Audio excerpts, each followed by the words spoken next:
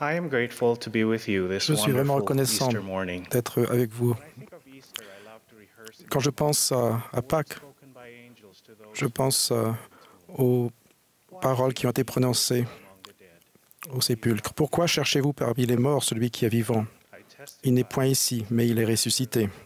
Je témoigne que Jésus de Nazareth est ressuscité et qu'il vit. Il y a 34 ans, mon collègue missionnaire et moi avons instruit un homme très cultivé à Davao, aux Philippines. Cet homme écrivait des articles pour le journal local. Nous aimions l'instruire car il avait beaucoup de questions et se montrait très respectueux vis-à-vis de nos croyances. Un jour, il nous a posé cette question mémorable. « Que pensez-vous du Christ ?» Nous lui avions donc fait part de nos sentiments et avons témoigné du Christ. Plus tard, il a publié sur le sujet un article particulièrement bien écrit, avec des tournures de phrases merveilleuses à propos du Sauveur. Je me souviens avoir été impressionné, mais pas nécessairement édifié. L'article était très complet, mais sonnait creux et manquait de puissance spirituelle. Que pensez-vous du Christ? Je réalise que mieux je connais le Sauveur de façon intime et plus j'augmente ma capacité à l'écouter et à le suivre. Il y a quelques années, Frère Bednar nous a posé la question suivante. Avons-nous, je cite, uniquement des connaissances au sujet du Sauveur ou apprenons-nous à le connaître de mieux en mieux? Comment connaître le Seigneur? Fin de citation. En méditant sur cette question, j'ai été frappé de réaliser que mes connaissances au sujet du Christ dépassaient de loin ma connaissance réelle de mon Sauveur. J'ai donc décidé de consacrer plus d'efforts à le connaître. Je suis très reconnaissant des Écritures ainsi que des témoignages des hommes et des femmes qui dirigent l'Église. Au cours de ces dernières années, mon propre parcours a été parsemé de leçons et de découvertes. Je prie pour que le Saint-Esprit puisse porter dans votre cœur un message bien plus important que les quelques mots que j'ai écrits, qui sont si peu adaptés. Premièrement, il nous faut reconnaître que la quête la plus importante de notre vie est celle qui nous permettra de connaître le Sauveur. Ça devrait être une priorité. Or, la vie éternelle, c'est qu'ils te connaissent, toi, le seul vrai Dieu, et celui que tu as envoyé, Jésus-Christ. Jésus lui dit, « Je suis le chemin, la vérité et la vie. Nul ne vient au Père que par moi.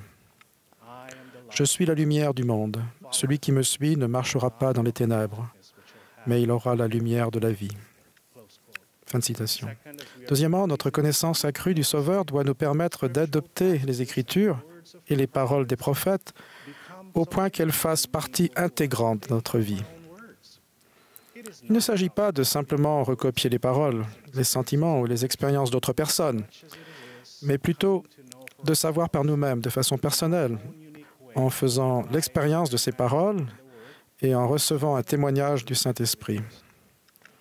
Le prophète Alma a déclaré, je cite, « Ne pensez-vous pas que je sais ces choses moi-même? Voici, je vous témoigne que je sais que ces choses dont j'ai parlé sont vraies. Et comment, selon vous, sais-je qu'elles sont certaines? Voici, je vous dis qu'elles me sont révélées par l'Esprit Saint de Dieu. Voici, j'ai jeûné et prié de nombreux jours afin de connaître ces choses par moi-même. Et maintenant, je sais par moi-même qu'elles sont vraies. Car le Seigneur Dieu me les a manifestées par son Esprit Saint, et c'est là l'esprit de révélation qui est en moi. Troisièmement, nous pouvons le connaître en comprenant mieux l'expiation de Jésus-Christ et comment elle s'applique à chacun de façon individuelle. Il est souvent plus facile de penser à l'expiation de Jésus-Christ et d'en parler en utilisant des termes communs que de prendre conscience de sa portée et de sa signification dans notre vie. L'expiation de Jésus-Christ est infinie et éternelle. Et bien qu'elle soit universelle dans sa portée comme dans sa profondeur, elle se manifeste de façon très personnelle et ses effets sont mesurables au cas par cas. Du fait de son sacrifice expiatoire, le Sauveur a la capacité de nous purifier, de nous guérir et de nous fortifier individuellement. Son seul désir, son seul objectif, c'est de faire la volonté du Père, et ce, depuis le commencement. La volonté du Père était qu'il réalise l'immortalité et la vie éternelle de l'homme en devenant notre avocat auprès du Père. Et donc, il a appris, bien qu'il fût fils, l'obéissance par les choses qu'il a souffertes, et après avoir été élevé à la perfection. Il est devenu pour nous tous qui lui obéissent l'auteur d'un salut éternel. Et il ira subissant des souffrances et des afflictions et des tentations de toute espèce. Et il prendra sur lui la mort afin de détacher les liens de la mort. Et il prendra sur lui ses infirmités afin que ses entrailles soient remplies de miséricorde, afin qu'il sache, selon la chair, comment secourir son peuple selon ses infirmités. Le Fils de Dieu souffre selon la chair, afin de prendre sur lui les péchés de son peuple, afin d'effacer ses transgressions selon le pouvoir de sa délivrance. Je vais raconter une expérience qui illustre l'effort nécessaire pour comprendre la nature personnelle de l'expiation du Seigneur. Un jour, un dirigeant m'a invité à lire le livre de Mormon de bout en bout et à noter les versets qui faisaient référence à l'expiation du Seigneur. Il m'a également invité à préparer un résumé d'une page de ce que j'avais appris. Je me suis dit, une page, pas de problème, c'est facile. Pourtant, j'ai été surpris de trouver la tâche très ardue et je n'ai pas réussi. Depuis, je me suis rendu compte que j'avais échoué parce que j'étais passé à côté de l'essentiel en considérant certaines choses comme acquises.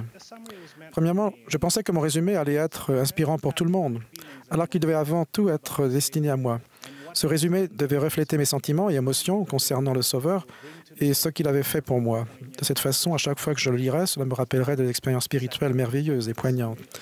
Deuxièmement, je m'attendais à ce que mon résumé soit spectaculaire et élaboré et qu'il contienne des mots et des phrases compliqués.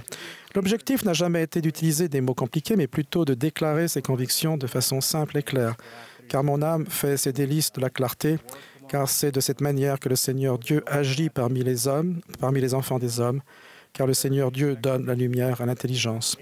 Le résumé ultime qui ne pourrait être modifié, alors que c'était plutôt un travail d'écriture en constante évolution, auquel je peux ajouter un mot par ici, une phrase par là, à mesure que ma compréhension de l'expiation du Christ mûrit. Lorsque j'étais un jeune garçon, j'ai appris un grand nombre de choses durant mes conversations avec mon évêque. C'est durant mes jeunes années que j'ai appris à aimer les paroles de ce cantique parmi mes préférés. Merveilleux l'amour que Jésus le Christ m'a donné. Avec quelle grâce souvent il m'a pardonné. Je tremble d'apprendre qu'il mourut pour moi, pécheur, souffrant sur la croix, pour que j'obtienne le bonheur. Oh, que c'est merveilleux que son amour pour moi l'ait fait mourir pour moi. Oh, que c'est merveilleux, merveilleux pour moi. Je termine avec ces paroles du prophète Moroni. Et maintenant, je voudrais vous recommander de rechercher ce Jésus sur qui les prophètes et les apôtres ont écrit. Le président Nelson a promis, je cite, « Si nous nous efforçons d'apprendre tout ce que nous pouvons au sujet de Jésus-Christ, notre capacité à nous détourner du péché se développera. Notre désir d'observer les commandements s'intensifiera. En ce dimanche de Pâques, puissions-nous, tout comme le Sauveur s'est levé du tombeau, nous lever nous aussi de notre sommeil spirituel et nous élever au-dessus des nuages de doute, de l'emprise de la peur, du poison de l'orgueil et de l'illusion de notre suffisance. Jésus-Christ et notre Père céleste vivent. J'en témoigne. Au nom de Jésus-Christ. Amen.